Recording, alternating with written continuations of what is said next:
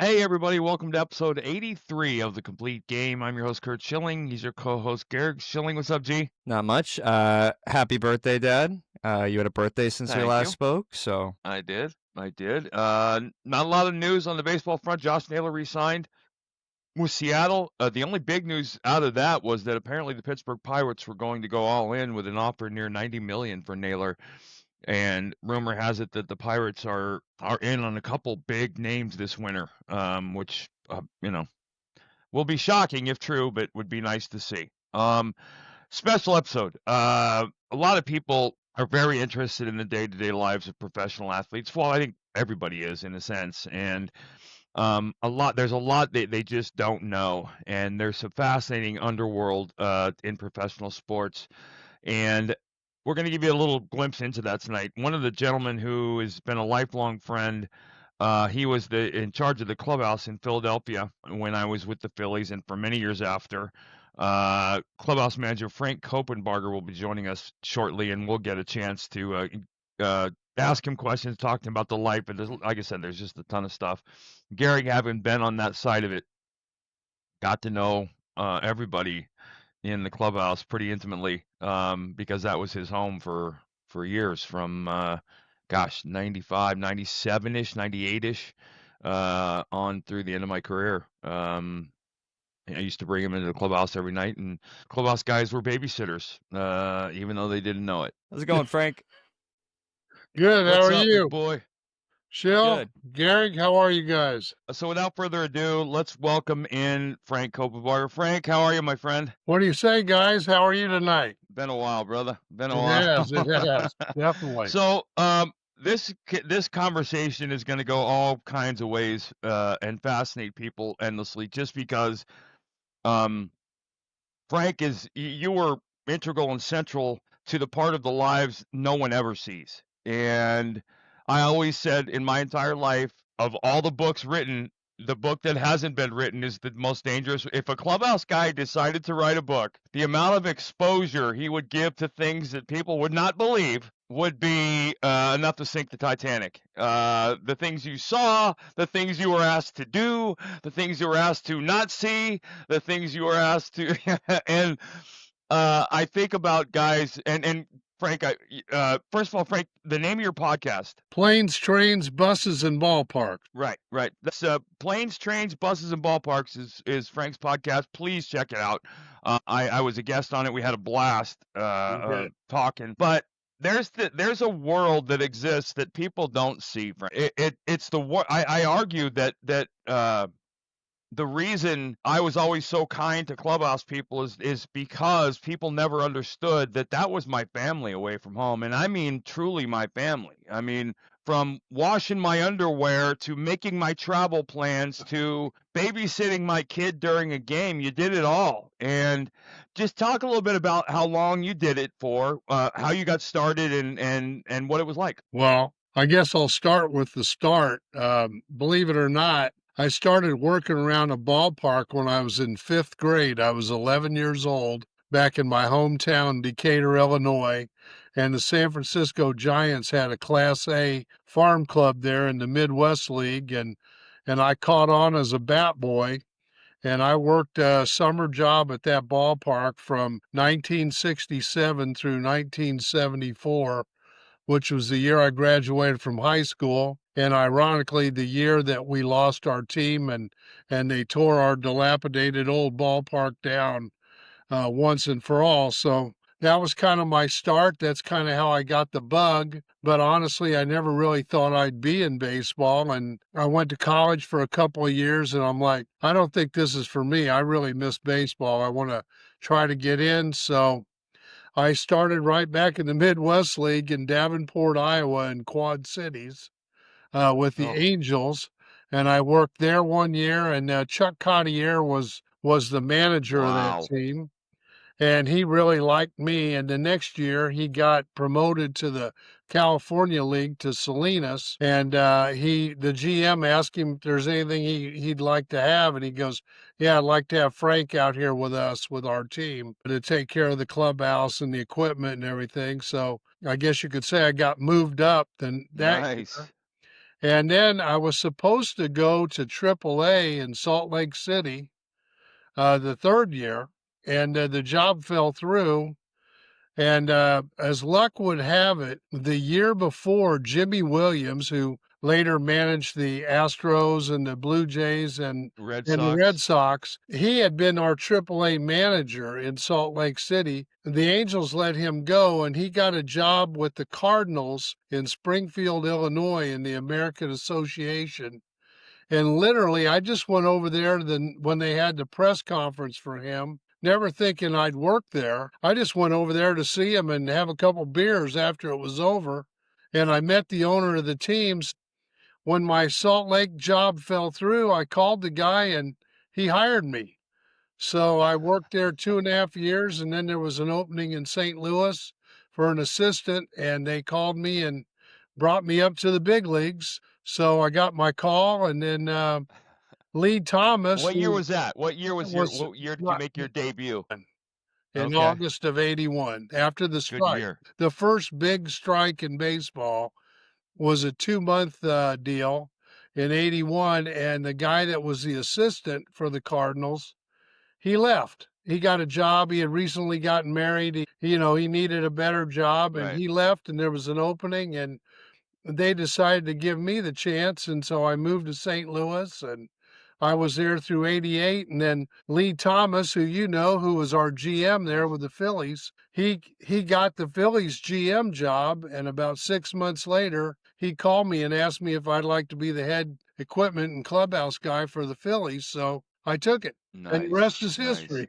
Well, I'm laughing because like the first name in your story is Chuck Cottier, Yeah. who was a coach with Terry Francona, Yeah. 20 some years later, and I had no idea that there was a connection there, which is but in a very good way. Baseball's a very incestuous world in the sense that there's a lot of loyalty and a lot of allegiance because it is as fanciful as the life might look. I think, Frank, you had a monstrous advantage in the sense that you worked your way from the bottom up. I mean, and when I say bottom, guys, I'm trying to explain to you.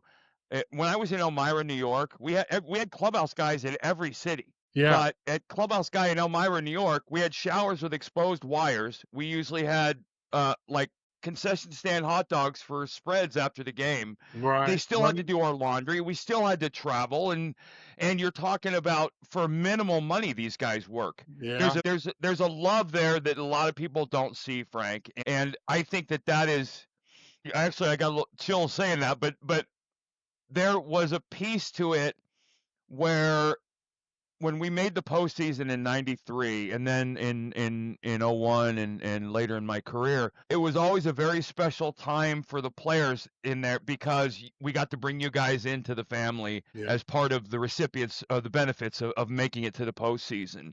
But you saw that job from the ground up, literally from the ground up. I did. And I'm sure when you get to Philadelphia, what you get hired as the head clubhouse guy, now you've got a massive responsibility. Now, how much of input do you have on the visiting clubhouse guy as the guy managing the home clubhouse? Well, when I first came to Philly, the guy that had been running the home clubhouse got moved to the visiting clubhouse.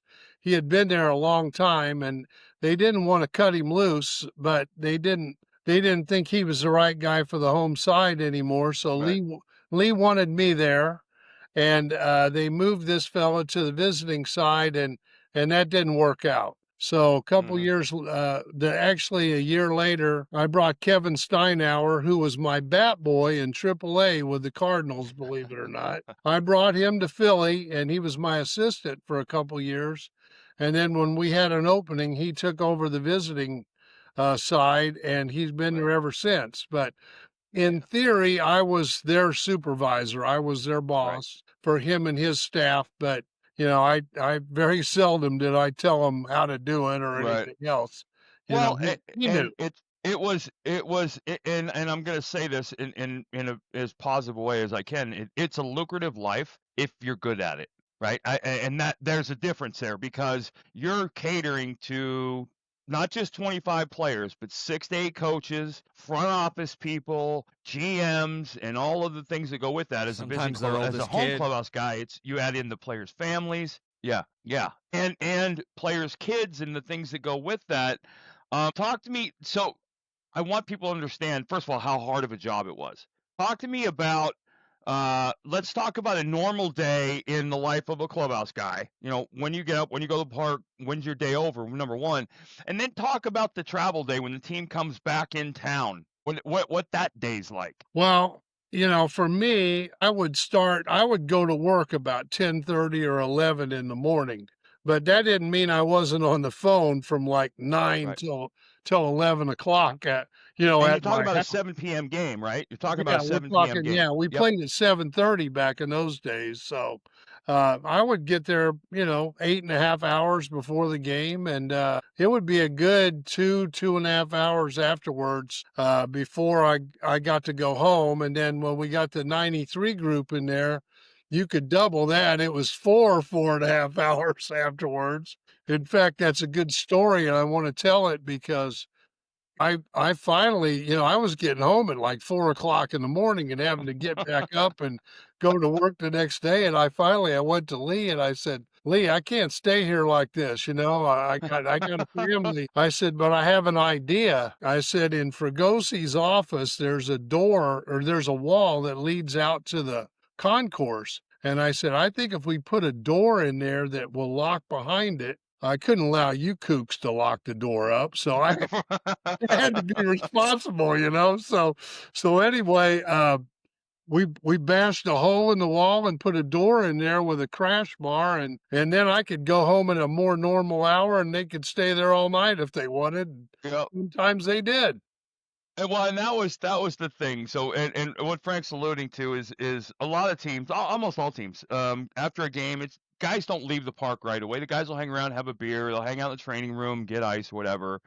In Philadelphia, that clubhouse, that training room became kind of a teepee and a tent and a home away from home because at 11 o'clock when the game's over, the evening was just beginning for Dykstra, Dalton, Kruk, and Yeah, Hollins, and yeah, whoever else they invited in to berate or belittle or dress down in the training room. yeah, And that was one of the reasons that team was so close. But that's the part of the life.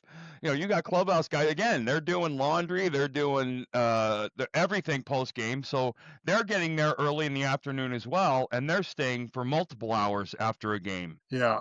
It's a long day. If you don't love the game, you can't do that Right. job. You're Well, I there. was thinking about the 20-inning game, Frank, that we played that doubleheader till 4 in the morning, and then the 20-inning game. No one thinks about the guys. Your day didn't end when we won in the 20th inning or when we walked off at 4 a.m. Your game was just starting. We walked out of the ballpark that day, that day at 7:30 in the morning. And I actually got it. We had an old hotel, a Holiday Inn by the ballpark. It wasn't very nice, but it was close. And I got like 3 rooms over there. I called over there and got 3 rooms, and my guys all stayed over there because Because we had a game the next we day. had to be back there at 11 o'clock again. It's just how it is. Oh, People wouldn't believe Oh, it.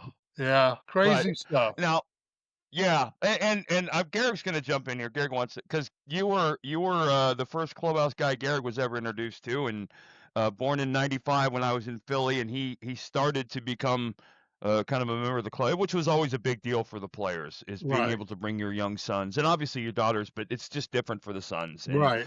you guys, he had his own locker, he had his own uniform, and that was part of the memories I'll take with me forever are those things. So Garrett, jump in here, Bob. yeah. Frank, welcome to the show. I was listening to Thank you. Planes, Trains, Buses, and Ballparks. Actually, I forget the gentleman's name. He was the athletics manager. And as I was listening to you guys, it finally started to click for me for the first time in my life that was somebody's job to order my size whatever jersey, cleats, put my locker with the. It had never hit me before that had to be delegated to someone to actually do. So just been Yeah, going through yeah, and based off of some of the things my dad already said, I had some questions. He talked about the atmosphere in locker rooms and specifically the training room in Philly. I think baseball and the social dynamic of the sport has changed a ton. And I wanted to ask you, as someone who had a unique bird's eye view on the whole situation, what has changed the most dramatically in the locker room, and what separates a good locker room from a bad one? Well, I've been gone for 7 years, so, there's another generation really that's come through that I haven't observed close up, but, nowadays, there isn't as much hanging out after the game and camaraderie and brotherhood. These guys, nowadays are all sort of to themselves a little bit. When the game's over, they congratulate each other and next thing you know, they're looking at an iPad or a cell phone and they're on that until they leave. And a lot of times they leave pretty quickly now after a game is over. Where, when your dad was playing, especially in that era of the Phillies, those were some late nights. So and the guys liked that, they Right. wanted to talk about the game. They learned about, different aspects of the game together and shared stuff with each other where I don't think there's as much of that going on now. And Well, there's a and lot more I've people. always Go ahead. I'm sorry. No, I was saying that there's a lot. I always argued playing in professional baseball was like being in a college fraternity and getting paid millions of dollars and never having to go to class. Right? We just hung out, and Yeah. hanging out with your college buddies was fun. Yeah.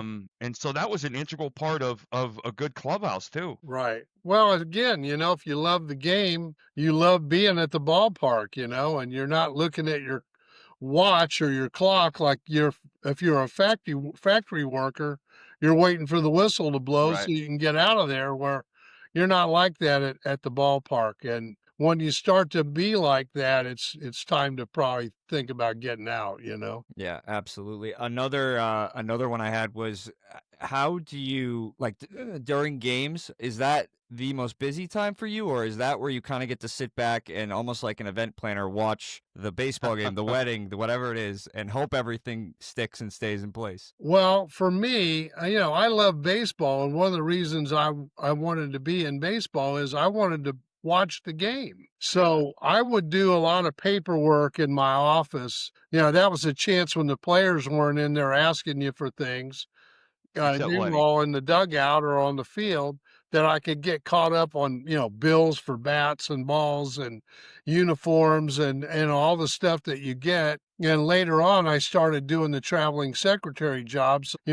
That's two jobs going at the same time, basically. Yeah. A lot of planning, a lot of computer stuff. But the time for me during the game, I tried to get out there and watch a few innings at least every night because that made me appreciate being in the game, being in the big leagues, hey, I had a better seat than the owner did. He couldn't sit in the Yeah. dugout. He had to sit at least in the first row. So, Well, I had a good seat.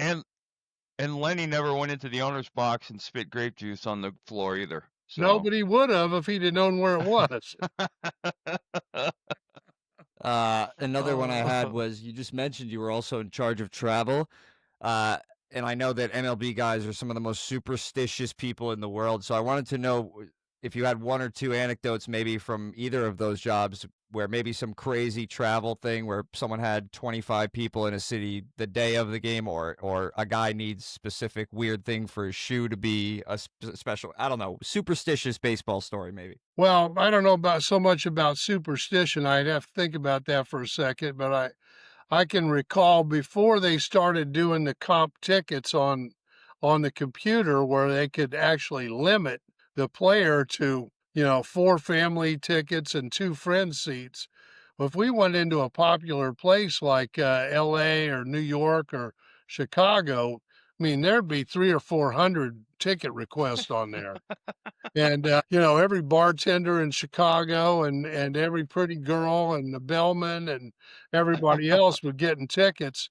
Then the Big League Baseball got the bright idea to manage that with that CompTIC system that they use now.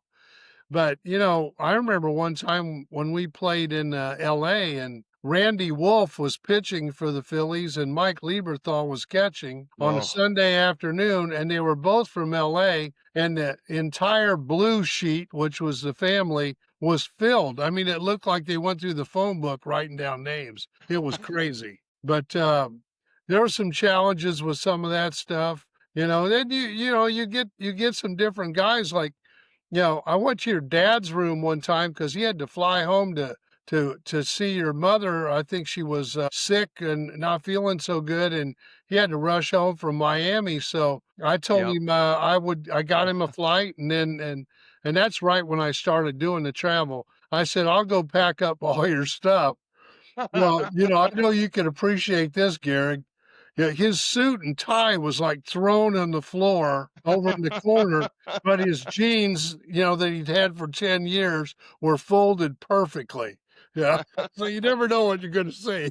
Yep. Oh yeah. I mean, I grew up in that locker room to a degree, so I remember. I mean, he said it at the beginning that the locker room guys babysat me growing up. I mean, there's 25 kids they're basically babysitting that have $1 million contracts. So that leads into another part of the question I had was these guys get handed like insane astronomical amounts of money that they never thought they'd have in their life at 20, 22, 25 years old. What is the most seminal thing about being in a locker room like you described with my dad and those guys in the 90s? Because my dad said it tongue in cheek that they would rab and riz each other, but there is something to that helps you, I guess, develop into the young man that my dad has talked about being around in baseball that makes the sport so fun.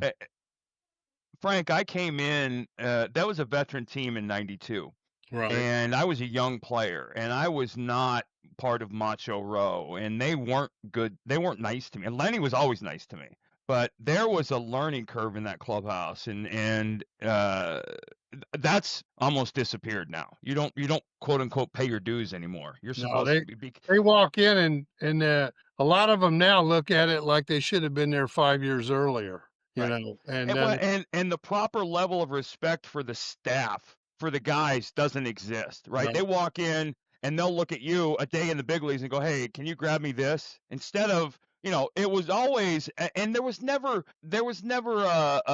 a superiority inferiority complex with to me with good players. I treated you guys like I treated the guys that I played with. You Yeah. were family. Yeah. And that was a lot of ways how, as a player, I always kind of gauged my teammates, what kind of people they were by how they treated you and Kevin and Phil and the guys. Right. Well, maybe you disagree with this, but we're all part of the team. We just don't get in the Yeah. game, We Yeah. don't get Yep. to pitch or hit, but it'd be kind of messy if we weren't there doing our part too. Oh, So, be gross and yeah. smelly.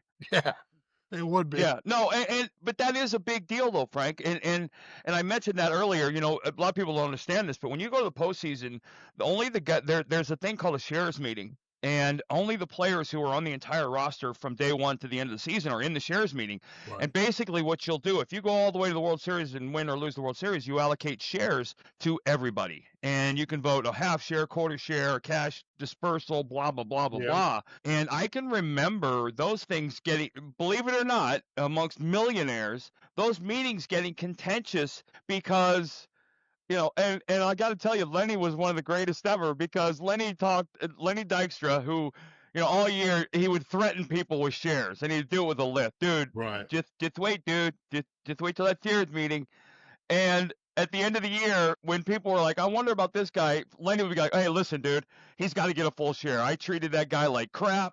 I made his life hell. It was miserable." Eddie Ferenz was a great one, our traveling secretary at the time, because Lenny was like, "You got to give him a full share. The secrets he has for me, I can't That's ever right. allow to be exposed." Very true. Well, I was fortunate enough to be with some good teams, and they were always good to me. So, Yeah. I guess. Well, and Frank, you it was got a good vote. life-changing money for the clubhouse guys. It was a life-changing money, and that was, Absolutely. again, I get chills thinking about that, because guys got homes, bought their first homes, guys got their kids to go. I mean, that was not something, that was a side effect of getting into the postseason, but it was one that you really took to heart. Yeah, no, you're right, and I appreciate your comments on that, because hey, it changed my life too. Yeah. That's big money. Nowadays, if a team wins the World Series, the shares are over $500,000 a piece. I mean, Each. Yep. no clubhouse or travel guy making that kind of money. No. No, and like I said, Frank, that's when I watched the World Series this year, I had those back memories and those memories and thoughts of other things. Like I was thinking about the clubhouse guys, the champagne being opened up in the Toronto clubhouse, and all of a sudden those guys having to run that shit over to the Dodger clubhouse. Yeah. But also the clubhouse guys, they went from, oh my God, to they all are getting $500,000 each. Like how it was just such a great thing to watch. Well, that's the other thing too. And I used to tell my friends this.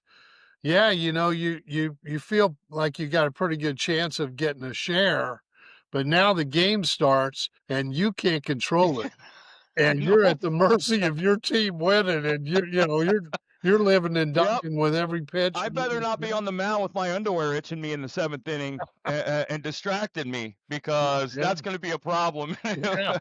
Yeah, and it's going to affect everyone. Right. But that, one of the things I kind of chuckle about is your day-to-day life. You get in at 11 and you spend all day in the clubhouse. Now, Phil Sheridan was my guy eventually in Philly. You were in charge, but Phil was the guy I went to. And as I got older, I was always very courteous and generous tipping my clubhouse guys, because again, they were like family. And I remember every clubhouse had a guy for me. Like I got to a point when I was a veteran, and my last 10 years of my career, I always took care of the clubhouse guys, and I did so generously, but there was always my guy. Right. And my guy would know, hey, I want, this on my chair at the end of the game. Right. I like my uniform pressed this way. Diva. Little nuance of stuff. And those guys were literally Shonda away from home. Yeah, that's true. And the good ones. And you had to trust them, Frank. That was the other piece, is you had to trust them. And there have been stories, and we're not going to go into them, but there have been stories behind the scenes of some really bad stuff happening in clubhouses. You're talking about autograph stuff, guys hijacking autographs, gambling. I can't even imagine. But that goes back to what I was talking about earlier. You have to have an enormous amount of trust and loyalty from these guys, because they're in an environment with hundreds of millions of dollars. Very true. And they're not in that league themselves financially. No. So, No. it's kind of hard to comprehend. And then after a while, you get so used to, this guy makes 20 million, this guy makes 30 and whatever. It doesn't even really occur to you anymore, It's just, Right. Well, I used to laugh, Frank, at the guys, and you'll know who I'm talking about. There were guys in the clubhouse who worked the clubhouse who I would ask them to do something, and they would go out and spend the money like they were me, and they would act like me. Right. And people would be like, dude, who's this guy? Like, what's the deal? And I was like, whoa, dude, I don't treat you like that. You don't get to treat other people like that. Exactly. But when you're around Mookie Betts and Freddie Freeman and Shohei Ohtani 9 hours a day, and then you go home to the common folk, it's a big disparity. You stop at McDonald's on the way home, you still do. It's the way it is. Both of us stop at McDonald's on the way home. I just have more change left than you do when we're done. That's right. Yep. Life doesn't no. But so, hey, Garrett, you got anything else? Yeah, a couple more. Just one of the questions it was at the back end earlier I had was what's separating a good locker room from a bad locker room in your mind? Well, believe it or not, I think the chemistry of the team, I really think the good teams do like each other by and large. There's days when you don't, or somebody rubs you the wrong way. But I think overall, if you get a team that they're going out to dinner together on the road, somebody's having a party and, 22 guys show up, that's a lot. And, I think if those kinds of things happen, like, your dad, he was big that way. Like I remember once in Cincinnati, I think it was a boxing match or something was on, and you asked me to get a suite and food and drinks, and you had everybody up there, and they all came, they all came to and hung out together in the fantasy football, all those kinds of things, Yep, we did that fantasy draft at Fox Studios in LA. I'll never forget that. That was a time. But add to that, Gary, unfortunately, a lot of it is winning. It's impossible. It's really hard to have a tight clubhouse when you're losing, because you have the John Vukovic's of the world and Larry Bows of the world who are not going to let anybody be happy Right. after a loss. And it's a multi-billion-dollar business now. It's about winning, and it's hard to have a good. It's not hard to have good people in a clubhouse that's losing, but it's hard to have a really good clubhouse atmosphere when you're losing. Well, when you're winning, you- you don't make very many player moves either, and when you're Right. losing, you make all kinds of them. So, you never Yeah. know who the guy next to you might not even be here tomorrow. Right. There's that to deal with too. I got nothing else, Frank. I just wanted to say that whoever edits your podcast does a great job. Planes, trains, buses, and ballparks. If you guys have a chance, go and give it a listen. Thanks a ton for answering my questions. Yeah. Thank you Hey, very Frank, much for watching, Mike. I want- appreciate it. I want a story. I want a funny story that people don't know and that only you can tell. Well, let me think about that.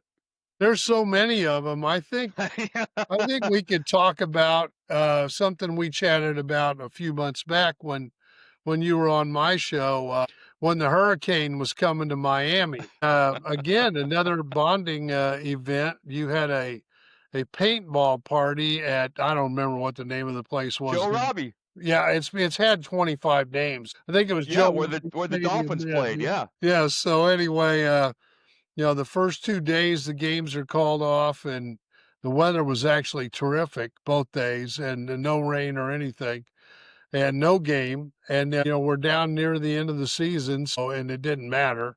But you got steaks in there and drinks and all the trimmings and all the all the paintball. The one thing I remember was how disenchanted the visiting clubhouse guys were with my idea. Like, they wanted to stay home and be home, and I'm like bringing grills and steaks, and like, this is going to be the greatest. And they're like, well, it's not going to be the greatest for us because we have to work. And I was like, oh, this is going to be fun. Well, I wasn't there, but I know it was a lot of fun. And it was funny too, because you were the traveling secretary at the time. Right. And I'll never forget, we had the paintball war. We didn't get a drop of rain, by the way. The hurricane passed Florida. We spray painted basically the entire inside of that stadium. It looked like the Partridge Family school bus, and there was paint everywhere. No, and there was paint everywhere. And we walked into the clubhouse, and Kevin Sepsic, who was part of the group, comes up to me and goes, "Oh my God, you guys are in so much trouble." And I'm looking at him going, "What do you mean, you guys? Dude, you were there." "Yeah, but I left. I left early." And I'm like, "Oh my God." Oh no, but that was definitely one of those times. And like I said, guys could have died that night, and they didn't, thank God. Yeah. But That's a good those are the moments. Those are the things. When I was ready to walk away, Frank, I was ready to walk away. Those are the only things I miss. Yeah. Those moments that only you could have with the clubhouse guys and with your team off the field. And so, listen, it's always great to see you, Frank. I'm so happy everything's good for you. Retired life looks like it's treating you well. Thank you. And we'd love to have you back. Well, there's so many other things we could talk about that I think fans would be interested in. Anytime, be glad to do it. And thanks for the kind words on my show. And I'm going to throw one more plug in there. I got the great Mike Schmidt as my guest tomorrow. So, oh, no way. The greatest third baseman to ever live. That's awesome. Yep. Yeah. And that, anybody that knows Schmitty knows this is a rare find, a rare get. Well, it's nice to good for him. To say Make sure you tell him I said hello, Frank, and love him to death. And that'll do it, guys. Thank you, Frank. Appreciate it. Good being on. Take care, my friend. Take care. All right. Thanks, Frank. All right, Bubba. All right. Thank you.